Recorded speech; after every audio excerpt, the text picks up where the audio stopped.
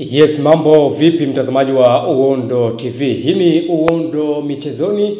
Mimi naitwa Aidan Jeremiah. Ripoti na matukio mbalimbali ya michezo ambayo yanapatikana ndani ya Uondo TV, Uondo Michezoni. Kikubwa ambacho na kushauri mtazamaji wa TV, usahau kusubscribe, kulike, kushare na kucomment ili uweze kuwa mtu wetu wa kwanza kufuatilia matukio mbalimbali ya kimichezo. Stori kubwa tunafahamu kwamba ni kuelekea kwenye dabi ya watani wa jadi, dabi ya Kariakoo, Simba Sports Club ambao wanakaribishwa na mabingwa wa kihistoria ambao ni Dar es Salaam Gef tarehe 15 mwezi wa 6 2025 katika dimba la Estadio Benjamin William Mkapa jijini Dar es Salaam Tanzania kuanzia majira ya saa 11 kamili za jioni. Je, ni Yanga Sports Club ambao wataibuka na ushindi au ni Simba Sports Club mfalme wa nyika ambao wataibuka na ushindi? Nimeona niweze kupitisha kwenye jambo kubwa kwa kiasi kubwa ambalo limekuwa linazungumzwa kwenye mitandao ya kijamii juu ya bodi ya ligi TFF pia ambao tunasema kwamba ni shirikisho la mpira miguu Tanzania TFF, Tanzania Football Federation, lakini pia katika upande wa Yanga ambao ni wenyeji wa mchezo huo. Story kubwa imekuwa inazungumzwa hivyo, lakini pia tumeona taarifa ambayo Uondo tumeona tuweze kupitia kwa kiasi kubwa ambao bodi ya ligi wameweza kutoa barua nzito kwenda katika viongozi wa klabu ya Yanga ambao ni wenyeji wa mchezo ambao utachezwa tarehe 15 mwezi wa 6 2025 katika dimba la Estadio Benjamin William Mkapa jijini Dar es Salaam Tanzania. Sasa niweze kupitisha kwenye taarifa hiyo namna ambavyo inasema, namna ambavyo TFF imeweza kutuma ujumbe mzito. Taarifa inasema wakati sintofahamu ikiendelea kutanda juu ya hatima ya mchezo wa dabi ya Kariakoo, viongozi wa juu wa Yanga wameitwa makao makuu ya bodi ya ligi kuu Tanzania bara, yani TPLB.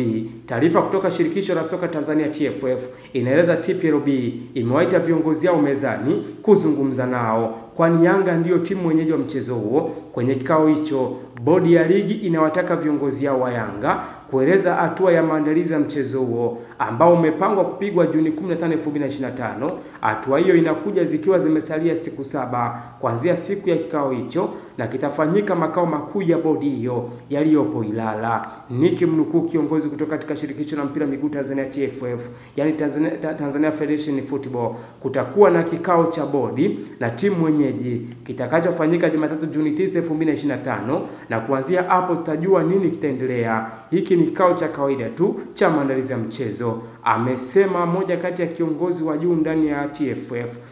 Ikumbuko kwenye kikao hicho Yanga inatakiwa kuwakilisha kamati nzima ya utendaji kuanzia rais wa klabu hiyo Engineer Eli Said, makamu wake Arafat Haji na wajumbe wa kamati hiyo ya utendaji.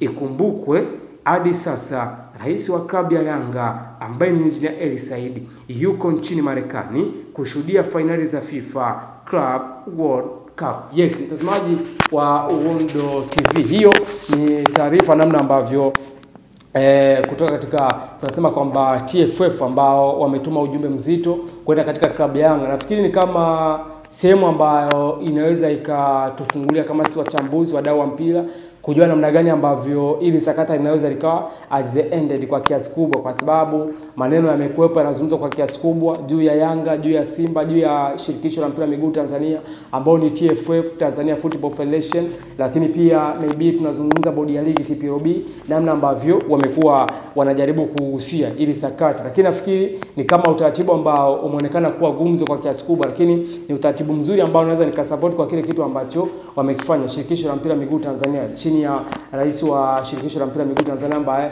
ni Wallace Karia, lakini pia wajumbe wake wote kwa kiasi kubwa, body members wa shirikisho la mpira miguu Tanzania TFF.